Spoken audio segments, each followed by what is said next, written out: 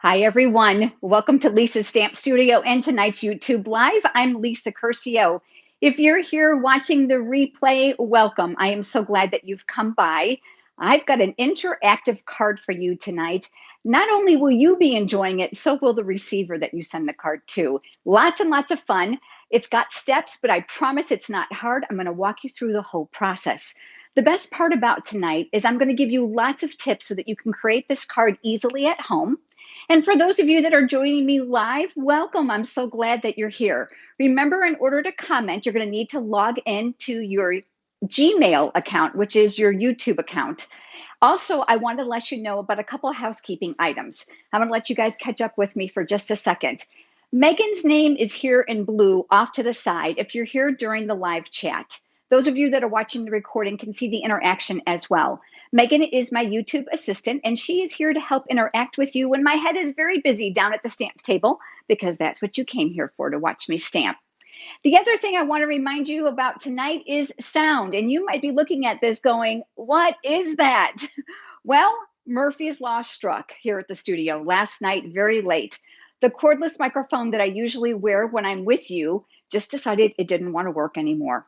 Yep. So my husband, who we fondly call Bob the Builder, the man can build and fix anything, said it's broken. Let's come up with an alternative. And he said that these AirPods were going to work because there's a microphone in them. And I said, for real? And we tested it and it seems to be working well. If you would leave me some comments and just let me know that you can hear me good, because I can see them here on the screen. I do have my iPad just off to the side, so I can try to catch some of your comments, but you know how it goes. When I'm busy stamping, there's not a lot of time for that. As a reminder, please make sure that you stay with me to the end of the video tonight. Not only do I have another interactive card to share with you along the lines of what we're doing tonight, but it's using a different sample. So I'll give you two ideas. Plus, I've got 4 other cards to share with you using the exact same stamp set. So tonight is full of inspiration. All right, what do you say that we get started? I'm going to turn the camera down and let's get going. Thank you so much for joining me. I'm so glad that you're here. Give me just a minute to kind of zoom you in and get everything set up. There we go. Let that camera kind of settle down. I am watching you to make sure that we've got good visual. I think we do. The very first thing I'm going to do is I'm going to be stamping a background on a piece of Whisper White cardstock. I'm going to have all the cutting dimensions down in the video description below once we're all finished tonight. Give Megan and I about 15 minutes when we're all done, and I'll make sure all those dimensions are there for you. I don't want to go through them in the live because there are several pieces, and I don't want you to be confused. I want you to just kind of take in the information. I'm going to be using a background stamp on this piece of paper, and I'm going to flip this over. Actually, I'm going to show you from the stamp case. It's called All Wired Up. Lots of fun. Look at that chicken wire. That's really popular right now with the whole farmhouse theme going on. The best tip I can give for you about using background stamps, if you're like me, I have trouble manhandling them. See, my hands are really, really small.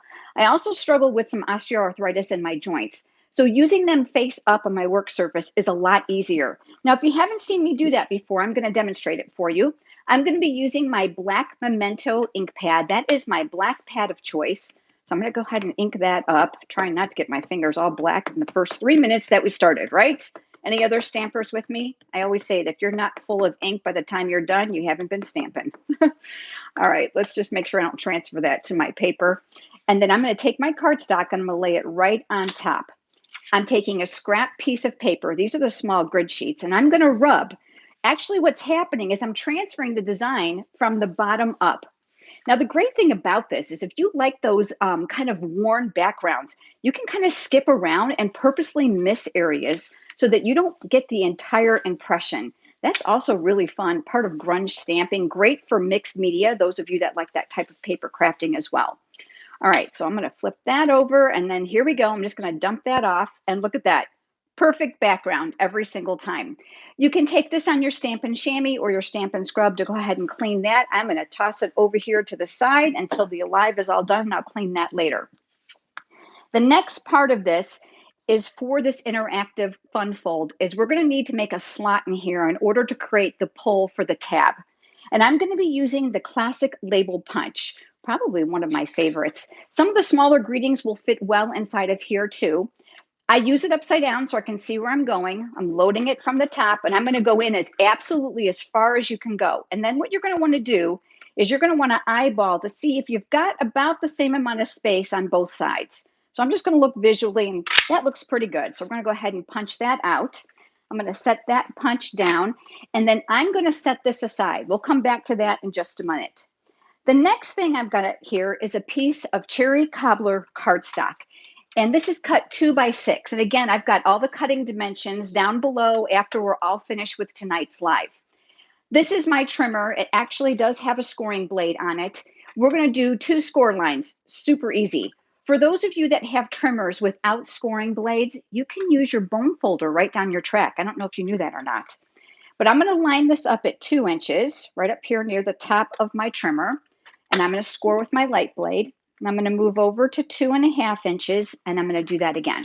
All right. And I know that's going to be a little bit difficult to see because that's pretty dark, but their lines are there. On the longer end, the end here, we're going to create the tab. We want to make that look a little bit prettier. So we're going to use the scalloped tag topper punch. I prefer to use this down on my work surface so I can use the heel of my hand. A lot of people like to hold it. It just is too big for me. But I'm going to slide this up the track. And then once I have it all the way to the back of the punch, I'm going to press with the heel of my hand to punch out that design. So now it's kind of pretty on the end. So I'm going to go ahead and clear that off. Okay, so far so good, right? Not difficult at all. Now what I'm going to do is I'm going to fold this up on those score lines, and I'm going to use my bone folder. Now, an important tip for you when you're paper crafting, whenever you're working with an interactive card that has pieces, where there's going to be pieces folded or pieces that are going to be pulled, reinforcing those score lines is super important, especially with 3D projects. So if you're going to make boxes and bags this holiday season, that's another important tip for you. I'm going to zoom you in a little bit closer so that you can see a little bit better what I'm going to do next. Remember this piece here? This is the one that we created the slot on. What we're going to do now is we are actually going to bring this up through the hole. Oh, wrong, Lisa. Go down through the hole. I almost went the wrong way. So you're going to go down through the hole so the pull tab is in the back. So your mechanism is in the front. You're going to notice here, this is that 1/2 inch area that we scored between the 2 and the 2.5 inch. We're going to put a piece of tear and tape adhesive here. Don't chintz. Make sure you're using something that's super, super strong. I like tear and tape because it's super easy to use. You don't have to gunk up your scissors. I'm going to put my fingernail there and I'll just pull. And then what you're going to have to do is make sure that you burnish that paper backing down inside the cardstock. Important because if you try to pull it off, sometimes the adhesive can come with it. So just make sure you burnish it down. Now, before I go on any further, I'm going to push that aside and I'm going to get the panels ready for that card. Now, just before you joined me, I die cut some squares. Okay, this is going to be for the outside of my card. And I used the Stitched Shapes framelits. You've got circles and ovals and graduating sizes. They've all got those stitch lines on them. Very trendy. Love that. And there are stitched squares. Now, you're probably thinking there's just one. No, there's a bunch. But I took them out. So let me show you what I've done here. I took the largest one and I die cut it from the black.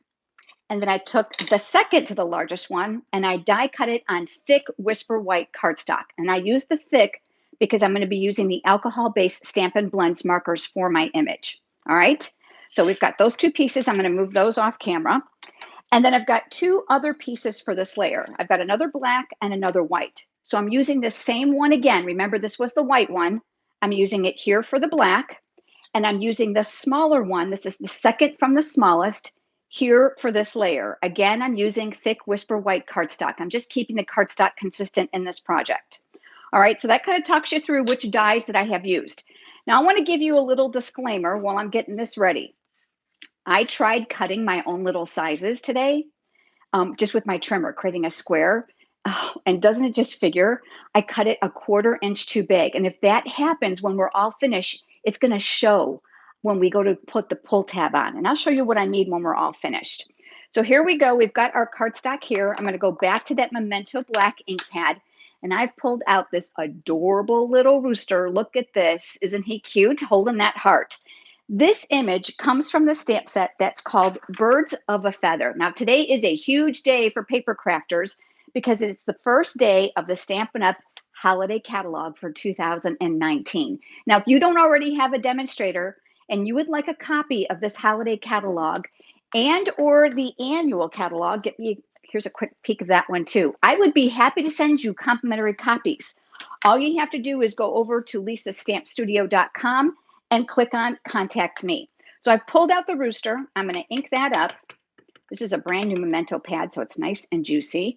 And then I'm going to stamp that right here inside that square. I'm going to try to make him as straight as possible. There we go. I've got my Stampin' Scrub or Stampin' Chamois, whichever you prefer, just off camera. Now, because my ink pad is rather new and it's kind of juicy, I'm just going to give that a second to evaporate. This is going to end up getting layered. Now, I have an image that's already colored for you, but I want to give you a couple tips about this because I know that when you see it, someone's going to say, how did you do the feathers? So I'm going to talk you through that. I am using the light basic black Stampin' Blends markers, dual-ended, and the line here indicates the tip. I used the thick end for this because I wanted real wide brush strokes. So I'm not going to do the whole thing, but I'm just going to give you an idea how this works. I went in here and I just created like just brush lines, all right? And I colored in the whole rooster's body. Now, unlike a dye-based marker, if you were to go over certain areas, you're going to have very inconsistent lines, which means you're going to see where you left off. The beauty of an alcohol-based marker is as the alcohol dissipates or evaporates, you get almost flawless coverage. But did you know this? Did you know that you could go back over it and create little flick lines in it and you can create texture? Now you're going to see what I mean on my finished card. Hold on just one second and I'll show you that. But for those of you that are not used to using alcohol-based markers, I want to walk you through this really quick. I'm going to use the smaller tip here for my heart because that's a smaller area. So I'm going to go with this thinner end and I'm going to color in the heart image. I'm no artist by any words. Trust me. I'm just like the rest of you. I just experiment an awful lot. I did take a little lesson and learned a little bit about shading, although I'll tell you, it requires a lot of practice. So I'm going to tell you, if I can do this, you can do this. I'm going to come over now to the darker shade. Now you can buy these individually or in the combo. Again, I'm using the chisel tip. I'm going to add dark just on one side. Now I know it kind of went a little bit inside his feather, but since that's eventually going to be black, I'm not worried that'll get covered up. The secret to kind of making those lines look more shaded than determined is to go back over it with the light color. So I'm going to go back over and I'm pulling the dark back into my lighter side. And again, you're going to need to let this sit and let that alcohol evaporate. Just take seconds, but then you're going to get the true tone. Well, here's the finished one. And I think now you can see those stroke lines from that alcohol marker. Do you see the light and dark areas? And you can almost see the lines. It gives this image so much texture, especially in an area like this where there is so much solid space. In addition to that, I opted not to do any shading on this with the dark Stampin' Blends marker. So this is just all the light shade, but isn't that cute? Very, very cute. All right, so now this is going to go on top of here. I'm a big fan of my silicone craft sheet. So if you've watched my videos before, you know how much I love this. And if you haven't, I want you to know that adhesive, liquid glue, and hot glue will not stick to this. Love that. And it's going to keep your work surface sticky free. I'm going to go ahead and place adhesive on the back. Sometimes I get a little zealous and I go off of it, which means that's get really, really sticky. So I don't have that problem anymore. And then I'm going to layer this, just centering it the very best that I can, and I'll press. I'm going to rub from the back because I want to make sure this panel is good and stuck. I'm going to come over now to the other small, thick Whisper White square that I created. And I'm going to go back to my Memento ink pad and I'm going to stamp the words sending love. Now, one of the things I absolutely love about the stamp set, I want to call your attention to this, is there are greetings for all of these adorable bird images. This can be used all year round. It'll be great for anniversary, for weddings, miss you, thinking of you, get well, perfect.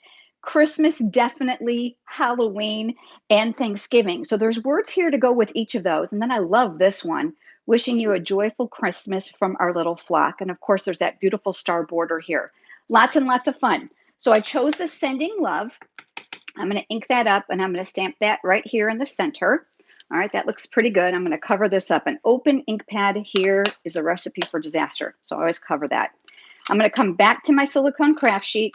I'm going to be generous with my adhesive. Remember, interactive cards, don't be skimpy. So I'm going to go ahead and I'm going to attach that here, leaving that equal border all the way around the best I can, and then burnishing from the back so that they're good and they're stuck together. All right, now we're ready to start assembling. Remember this? This is where I put the tear and tape. This panel is going to go here. So once again, this slipped through the inside. So this is going to be to the back. This is where I placed the tear and tape on that 1/2 inch area. And now we're going to adhere this here. So I'm going to turn this to make it easier for my hand. And the easiest way to get this off is with my paper piercing attachment on my Take Your Pick tool. Probably one of my very favorite accessories. Okay, so that's taken that off. Very, very sticky, and something you need to know. This is not positionable. If you get it on there wrong, you're done. You need to start over. And trust me, I have done that. So take your time here. What I'm looking to make sure that this is centered as much as possible. So I'm going to slide that over. I'm looking to see if I've got about equal space here and here. And then what I want to make sure that I've done is I want this image to be centered. So I'm going to slide that little tab all the way over. See here? All right, so I'm looking to see, is that red part right in the middle of my card? Yeah, it looks pretty good. So what I'm going to do is I'm taking this edge right now, and I'm going to put it right along the edge here. Here is my tip. Don't go all the way to the very edge. I mean, leave a smidgen of that cherry cobbler cardstock showing. The reason being is I find it's going to flip better, and I'll show you what I mean in just a minute. Now here on the inside is where this other panel is going to go. So we're going to need to add more adhesive here. But because it's going to be doing a lot of flipping, they're going to love this. You're going to want to use tear and tape. Now I'm sorry that you've got to watch me do this, but this is a live, so we can't speed up the video. But I will tell you, I love tear and tape. It's super strong and super easy to use. You can use liquid glue here. And the other tip I want to give you is make sure that you apply it here and not here, because this is slightly bigger than this panel. And then I'm going to take off that paper backing one more time. So there's one and there's two. I can't live without this paper piercing tool attachment. I'll tell you what, I love this tool so much I actually bought 2 of them. All right, so now what we're going to do is we are going to adhere this to this panel. So what I'm going to do is I'm going to line this up as much as I can centered in here, because we want the larger one to overlap over the smaller one. So I'm lining that up the best I can, and then I'm going to adhere that. Okay, so now we've got our panels. But you can see here, this is floppy, right? So let's go ahead and add one more piece of tear and tape here on the end. Let me grab that. That goes here. And I'm going to add that right along the edge here. We'll take off that paper backing one more time using that tool. You can find that tool over on my website at lisastampstudio.com. Just click on shop and you'll find it there. It's called the Take Your Pick tool. Now what I'm going to do is I've got both pieces together. I don't know if you guys can see those. Can you see that? All right, I'm holding the sticky part in my hand and I'm making sure that this is as centered as it possibly can be here on my panel. And then I'm going to press it in place. Look it. Is this cool or what? I had a feeling you're going to love this. Okay, here comes the next step. We need to border this on a piece of black cardstock is what I'm using here. You want to layer this to give this a little bit more substance. Do not adhere it. I'm going to recommend that you use dimensionals. Give yourself a little bit of pull there, some space between these 2 layers. The other thing is I want to talk you through where these are going to go. Make sure you don't place dimensionals close to this mechanism. Otherwise, it's going to impede on the opening and closing. So I've got my 4 here. You can put 1 here, nothing around here. And if you need to, you can go here and here. But I think you get the idea. I'm going to use that paper piercing tool attachment. Don't you just love that? We don't have to pick these off anymore. The other great thing is, look, it keeps them all corralled. That makes it nice and neat here. All right. And now what we're going to do is we're going to adhere this to the layer. So I'm just going to line this up, and then I'm going to adhere these 2 panels together. Remember, it's up on dimensionals. All right, next step.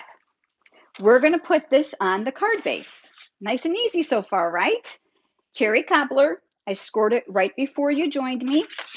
I'm going to go ahead and I'm going to fold that in half. There's my bone folder again for that nice crisp edge. I want my card base nice and sturdy. And then what I'm going to do is adhere this here. You're going to notice I did tear and tape here. Why? Because it's going to be pulled a lot from the front, and I don't want to take any chances that this is going to fall apart. Now, if you're just joining us, please make sure you stay with me. I've got another sample to show you with this exact same thumb fold, and I've got 4 other cards to share with you using this exact same stamp set. Lots of fun. I'm hoping to push some of you over the edge if you haven't given this stamp set a look yet in the holiday catalog. It's really awesome. All right, so this is going to go here. I'm going to line this up, leaving a border all the way around. I like to flip and burnish from the back to make sure that tape is good down inside of the paper. Now, let's add one more, actually 2 more things. You see here, to make it easier for the receiver, let's add a little bit of something there. I chose the white flax ribbon. Oh, I think this is probably about 3, maybe 4 inches. I'm going to open this up very carefully, and I'm going to pull this out, and I'm going to thread this through. Let me pull this. There we go. So I'm going to thread this through here. Now, I tried all kinds of things. I tried a knot, and it was way too bulky no matter what I used. This is a pretty generous size hole because it's meant for ribbon, and I know my card is going to go in an envelope. So I decided to do a little bit of card surgery. So I'm going to use a glue dot here, and I'll take your pick tool once again, and I'm put that right here, right in this little spot right here on the tab. And then what I'm going to do is I'm going to turn this, and I'm going to press those together like so. Do you see how now we've made a nice flat area for you to pull it from? I'm going to cut these on an angle. And again, they can be rather short because remember, you just need a little area to grab. All right, so we've got those there. Now let's go ahead and decorate the inside. And I'm going to show you how this works in just a second. I'm going to move you out just a hair so that you can see a little bit better. I did this before you joined me. I stamped an inside greeting for this card, and I chose this from a stamp set, really large stamp set. It's called A Wish for Everything. So you're going to see it's really, really big. I love this because you can custom build phrases. And I've got a video coming up for you guys, in about a week or so, that's going to give you some tips on putting these phrases together on the same block. So if you haven't subscribed to my YouTube channel, you're not going to want to miss that. So make sure you subscribe. Greetings here for the inside as well. Now, the other thing I want to tell you about this is it's also offered as a bundle. So you can buy this stamp set with coordinating really cool cursive dies that have all kinds of words like happy and Thanksgiving and Christmas and all kinds of fun stuff. Now, this is just going to be on the inside of my card. A lot of you ask me, we don't usually see you decorate the inside of your card. Well, I'm going to tell you why. The reason is I don't do it until I know who I'm going to send it to, so I can make this as personal as possible. Now, last thing, because you know me, it's got to have an accessory. So look what I did. I've got one of these small heart epoxy droplets, and I took the dark Stampin' Blends marker. I used the thick tip, and I colored in one of those hearts. Now, I'm going to caution you because I want to show this to you. Do you see how that tip is a little bit chewed up? Because in all my infinite wisdom, I thought it would be great just to kind of go over grosgrain ribbon. And it really kind of tattered the end of this. So I use this one specifically to go over my embellishments. The ink quality is amazing. It doesn't, deter from that. But I want you to be careful when you use your Stampin' Blends when you're using those larger accessories that have some texture to them. That'll evaporate and dry. This one is already dry. So I'm going to pick that up. It's got a glue dot already on the back, which makes it slick. Let's go ahead and stick that here on the inside. Oh, of course, it doesn't want to go the way I want it to go. There we go. Just going to press that down. All right, are you ready for the interaction card? Look at, is this like too cute or what? Now you know why you use tear and tape, because you're going to want to do this over and over again. Isn't this cool? And then you've got, of course, the inside of your card that you can write a greeting on. Now I've got one more using this exact same fold. Let me pull it out for you. Same stamp set. I used the Halloween greeting. Instead of this background stamp or a background stamp, I chose designer series paper. Oh, and by the way, in case I haven't mentioned it, right now there's an awesome sale. Buy 3 packages of designer series paper from this list and get 1 from this list for free. So this designer series paper is, I don't think this is even actually on the list. I didn't even look, to be honest with you. No, but there's tons of great ones. There's 10s on there. But there you go. Look at that little trick or treat. Is that cute? All right. And then on the inside of this one, I have the same stamp set. This is a wish for everything. And this is the trick or treat greeting. Cute stuff, huh? But I have more for you. All right. So let me show you some more samples using this exact same stamp set. Let me just pull these off camera and make some room. These cards that I'm going to share with you are all part of my monthly card making kit. You're going to receive the pre-cut supplies to make 2 of 4 different designs. So you're going to see here I created one in yellow and one in the crumb cake. I'm going to give you all the pre-cut cardstock. I'm going to give you the embossed layer that's here. You're going to need to have your own twines, bells, markers. Of course, you're going to need a black ink pad for this. The other great thing about this is there's no guesswork with my card kits because I'm going to include a video so you can stamp right along with me from home, stopping and starting as often as you'd like. You'll get 2 of these. You're going to need to have an embossing folder. This is the stylish scroll. I'm loving this. It's in the holiday catalog, or you can use what you have at home. I also include a PDF tutorial that includes multiple pictures of each of these cards with step-by-step instructions, as well as cutting dimensions and a supply list. So whether you like to watch a video or you like pictures, I've got you covered both ways. And then the last design is this one. But I want to tell you something. Can you guys hear these bells? They really jingle. They're so, so cute. Isn't this adorable? Lots of fun. The designer series paper may be slightly assorted, but I made close care to make sure everything coordinates beautifully. And again, you'll get envelopes, cardstock, designer paper, the video, the tutorial, lots of ways for you to stamp with me from home.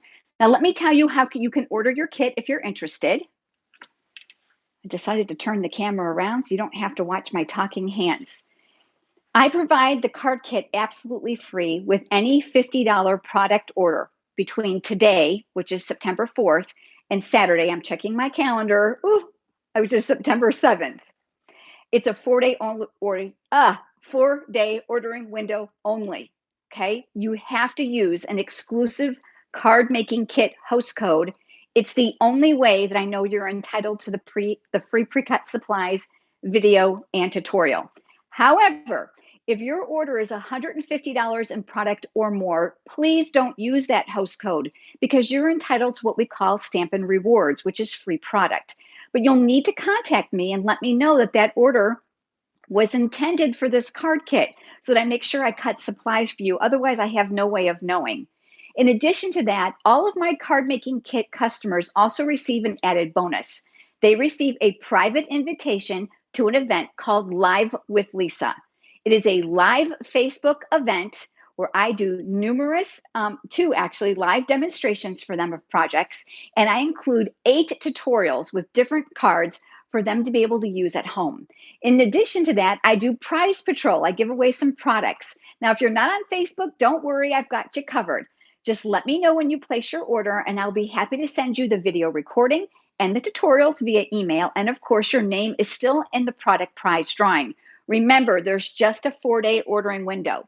You don't have to order exactly what I've used. You can substitute with what you've got at home, which makes the ordering process really, really easy. But if you want your cards to look exactly like mine, head over to lisastampstudio.com, click on the online classes tab, and down there you'll see the card making kit, and you'll be able to see all the products that I use so that you can pick and choose or order which ones that you like.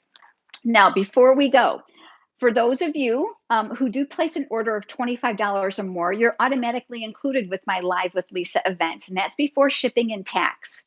So I offer very exclusive and generous rewards. You're going to find that information over on my website as well. This is the card we created together today. Oh, isn't it cute? I can't wait to come back and read all your comments. They were scrolling too fast for me to catch. I also want to remind you, when you go over to my website, I would love to have you sign up for my weekly e-newsletter. It's completely free, and I share a tutorial in there that is not shared on my other platforms. Just scroll right down to the bottom. I'm just looking to make sure I get the verbiage right. It says want more ideas, and just fill out your name and email address. Lastly, subscribe. Click that small bell icon that's next to the subscribe button. That's going to send you notifications when I'm live, as well as when I upload new videos. Promise you, I got a ton of amazing stuff with this holiday catalog you are not going to want to miss. I try to work really, really hard to come up with ideas that you have not seen ever before so that you can get some refreshing inspiration. And I like to give you lots of tips. I will be back live with you again, looking at my calendar on Monday, September 23rd at 8 p.m. Eastern Time. I hope that you'll mark a reminder on your calendar so that you can join me.